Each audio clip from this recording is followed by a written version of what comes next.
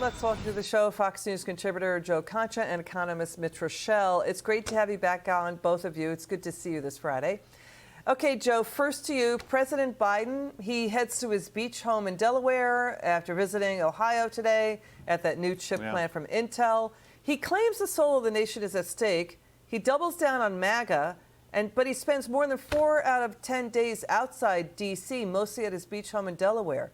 What's going on here? Well, you look at his schedule today, as you said, Liz. He called it a day at 1:30 on a Friday. Oh, that's nice. And what I want to know is why the White House won't release the visitor logs to Delaware if you have a president that has been there for 40% of his presidency. I mean, why?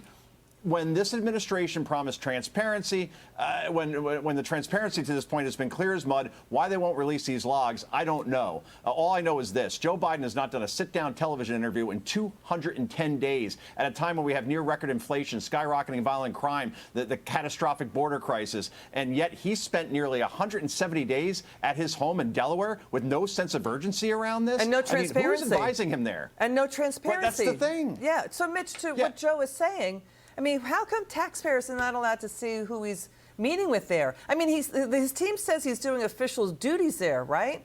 Also, the job is in Washington. That's where the cabinet is. That's where the D.C. action he's supposedly overseeing, that's where he should be. But we're not allowed to see who's visiting him?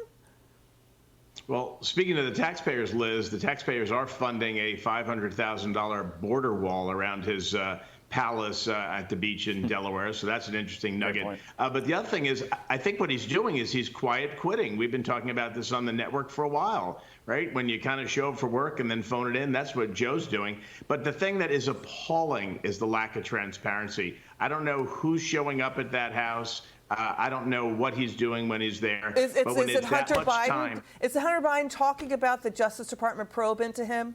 You know what I mean? Or lawyers or anybody from Delaware? You know, prosecutor-affiliated people showing up. We don't know. I mean, to what Joe was saying, Joe, to your point, the nation, we have a border crisis, an energy crisis, a supply chain crisis, skyrocketing food prices, 1 to 3 potential conflicts involving nuclear powers. Many of these problems exacerbated by the White House and Democrat policies. He should be on the stick and riding herd. But watch Tim Ryan. Tim Ryan is now saying, listen to this, Ohio Democrat. He's saying they all have to go, including the president. Listen to this. The president's been to his beach house 6 times this year. He's been to North and South Carolina on vacation.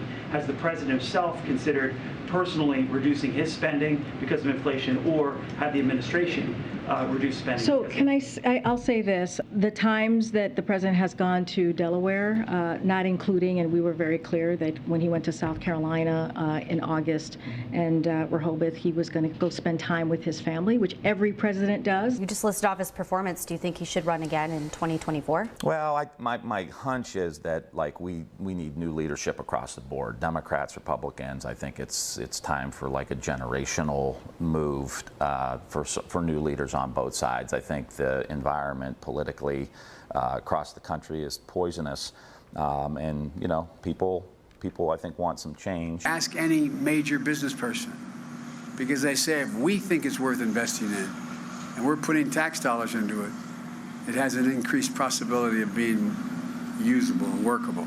You're leaving a hell of a legacy as you leave what you're doing as a consequence of you, in large part. All right, it's just gibberish. Nobody knows what he just said there. Mitch, Mitch, reports that the nation's railroads could go on strike. There's union fighting now with the railroads. That's going to hit the supply chain crisis. But he's in Delaware. 4 out of 10 of the days he's not there on the stick. What is, Mitch, your word on this? There could be a railroad strike now. The thing that's really interesting is Joe Biden uses the word union as an adjective and not a noun. Whenever he talks about jobs, he always modifies them by saying union jobs. So he is the union's guy, yet we have the risk of a railroad strike. If there was a president who had the ability to work with organized labor and prevent a strike, it should be Joe Biden. Quite the opposite. So I'm quite confused in terms of his relationship with organized labor and whether or not he can do anything to avert a railroad strike. Yeah, which that's would serious devastate stuff. the supply chain. This is a big deal. Final word, Joe Concha. The president again doubling down on MAGA voters. He's not talking about a student loan bailout anymore after even Joe Manchin and other Democrats said that was a bad idea, it was wrong. Your take on doubling down on MAGA voters? I think most sane and sober American voters, Liz, they see right through this for the deflection and distraction that it is. The president only wants to talk about MAGA Republicans because he has no answers for 8.5% inflation, and he has no answers for Democrat cities still allowing these ridiculous bail laws that let criminals out in the street to kill and hurt people.